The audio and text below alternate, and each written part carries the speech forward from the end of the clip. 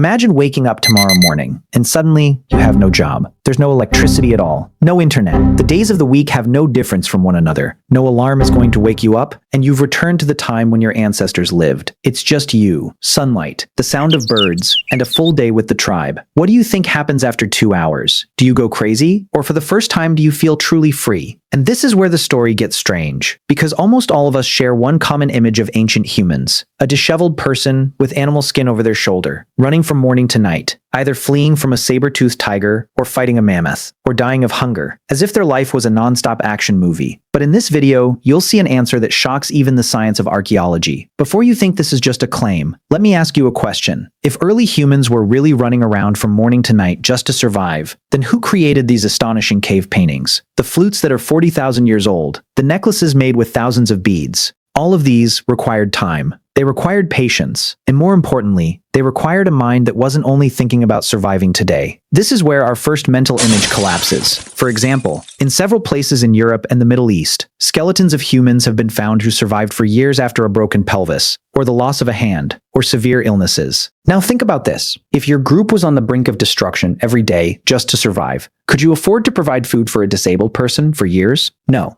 It would have been impossible. But these people survived. That means someone shared their hunt with them. Someone bandaged their wounds. Someone took care of them. So the first truth we must accept is this: early humans were not just hunters. They were also caregivers. They were friends. They were storytellers. And perhaps most importantly, they were a community. But the main question still remains. If the whole day wasn't spent fighting nature, then how did they really spend their days? To answer this, we have to go back to the 1960s, when a few anthropologists decided to set aside an old mistake. Until then, almost everyone talked about the past, but very few had actually seen it up close. Researchers went to groups like the Hadza in Tanzania and the San in the Kalahari Desert. They thought they were going to see people struggling with death at every moment. But what they saw shocked almost everyone. In many of these societies, the time needed to obtain food, on average, was about 3 to 5 hours a day. When these results were published, many people didn't believe it. How is that possible? We always thought our ancestors were running after food all day. But the reality was, hunting wasn't always done. A large portion of daily calories came from roots, fruits, seeds, edible tubers, and things that were gathered slowly from the heart of nature. But if they only worked a few hours to survive, what about the rest of the day? After some conversation, the group slowly divides. But not like in companies. There is no boss. There are no employees. Everyone does the task they are skilled at or what is needed that day. And the children are almost always with the adults.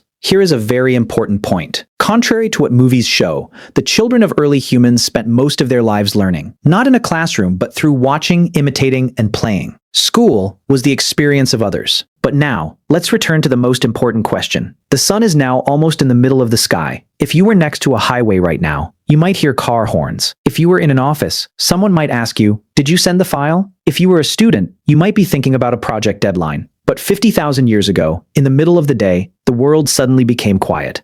The air was hot, running wasn't wise, so life slowed down its rhythm. And this is exactly the place where modern humans can no longer understand it. Because we grew up with one big belief, that if you don't do something every minute, you're wasting your time. If you don't produce, you're not valuable. If you rest, you're probably falling behind. But none of these ideas existed for your ancestors. They weren't supposed to be productive all day. They were supposed to live. An old woman is calmly weaving a rope from plant fibers. Next to her, a man is carefully chipping the edge of a piece of stone.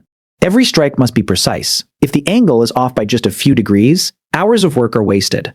A little further away, some children are imitating those same movements. A bit further, two people are bursting with laughter. We usually think laughter is a luxury, something that comes after problems are solved. That means laughter was a survival tool, not a waste of time. And then, the sun slowly sets. The sky turns orange. Everyone returns. But the group must survive. Not just one person. Perhaps this simple principle was one of the reasons humans, unlike many other species, were able to conquer almost the entire planet. Not because they were the strongest, not because they were the fastest, but because they cooperated better than anyone else. And now, night falls. If you were going to see just one moment from the life of early humans, I would choose the night. Because perhaps the most important event in human history happened around the fire. The flames dance quietly. Smoke rises toward the sky. The children have become calmer. Stomachs are almost full. And for the first time during the day, the human mind is free from thinking about the next meal. Now other questions begin. What is that star? What happens after death? Why do the seasons change? What if it rains tomorrow? Do you remember the story grandfather used to tell? Anthropological studies show that nighttime conversations around the fire often went beyond daily topics and reached myths, memories, beliefs, and explanations of the world. And perhaps, right here, humans truly became human. Perhaps the first philosopher was sitting around this very fire. And perhaps the real question is not, what did early humans do all day? Perhaps the real question is, in exchange for all the things we've called progress, how many hours of a human day have we lost?